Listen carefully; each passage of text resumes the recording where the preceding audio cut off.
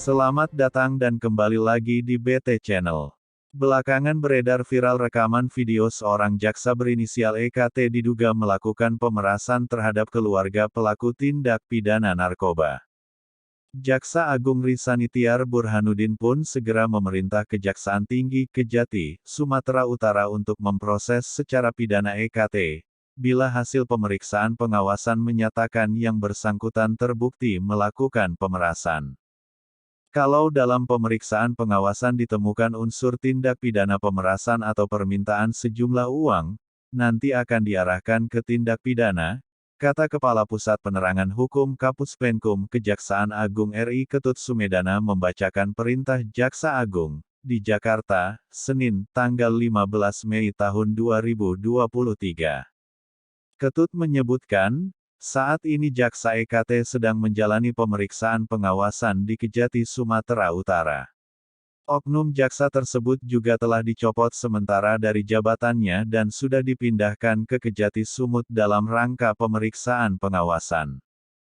Saya sampaikan bahwa Jaksa Agung tidak segan-segan untuk menindak anak buahnya dimanapun berada terkait dengan perbuatan tercela dan tindakan perbuatan melanggar hukum. Apabila mengarah ke arah pidana, tentu akan diproses secara pidana, ujarnya.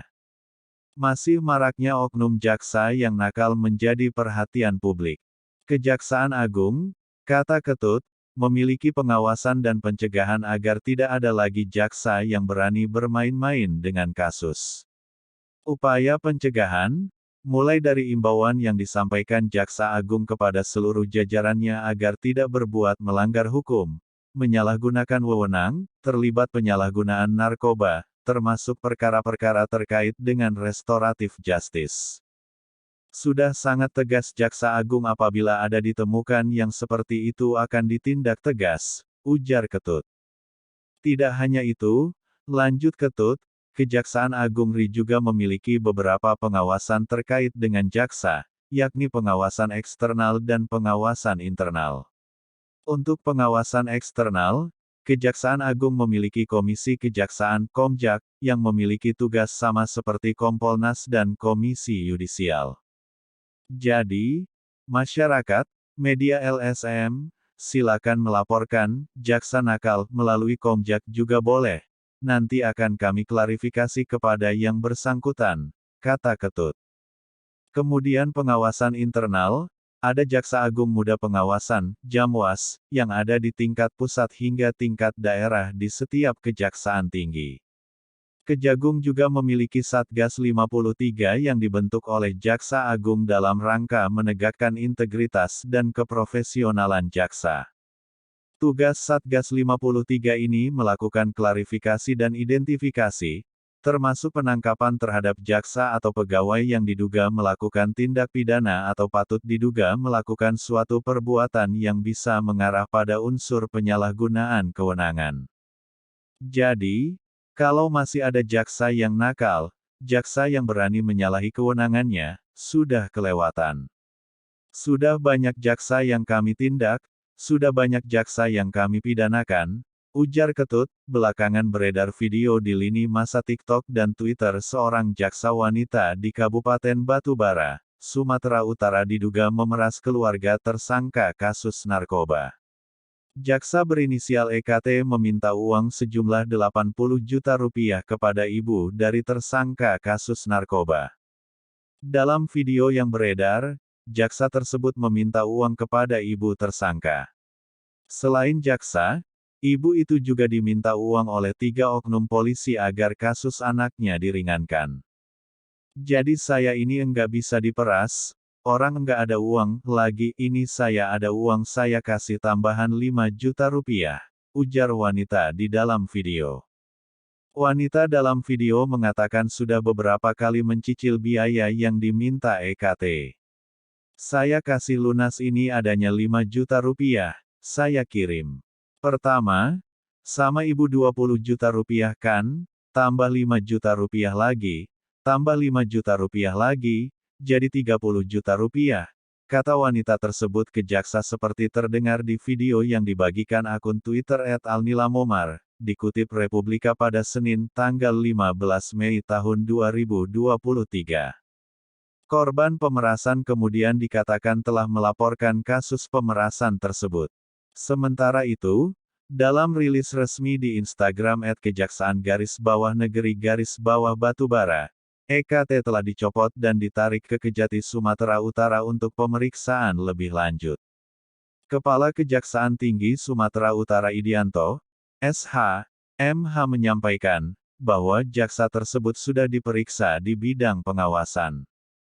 Berdasarkan hasil pemeriksaan awal, Kejaksaan Tinggi Sumatera Utara telah pengamanan terhadap oknum jaksa berinisial EKT tersebut.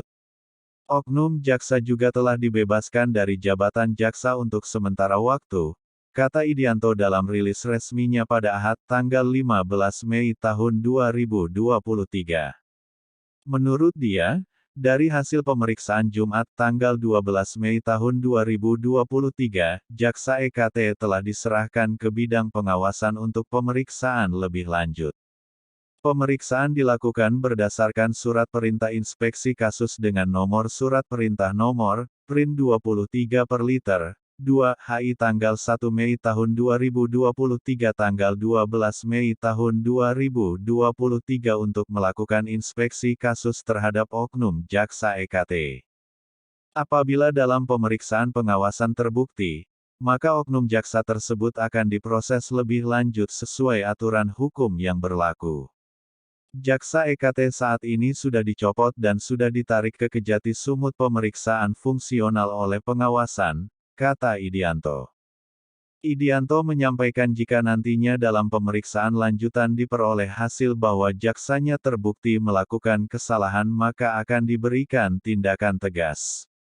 Jaksa Agung Ri, tambah Kejati Sumut selalu mewanti-wanti terhadap jajarannya jangan main-main terhadap penanganan perkara. Oleh karena itu tidak ada tempat bagi jaksa yang menyelewengkan jabatan jaksanya. Republika hingga kini masih berupaya menghubungi pihak terkait untuk detail kasus ini. Komentar-komentar warganet kemudian membanjiri unggahan-unggahan tentang jaksa viral di TikTok, Twitter, Instagram dan Facebook.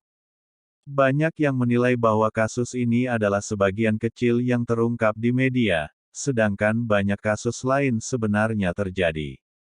Ini mah yang ketahuan dan sampai ke netizen aja makanya viral. Masih banyak kok jaksa dan hakim brengsek di Konoha yang belum viral. Lah hukum suka-suka mereka kok mereka yang atur, ujar seorang warganet. Percaya nggak kemungkinan besar orang tua korban pemerasan ini rugi 2 kali.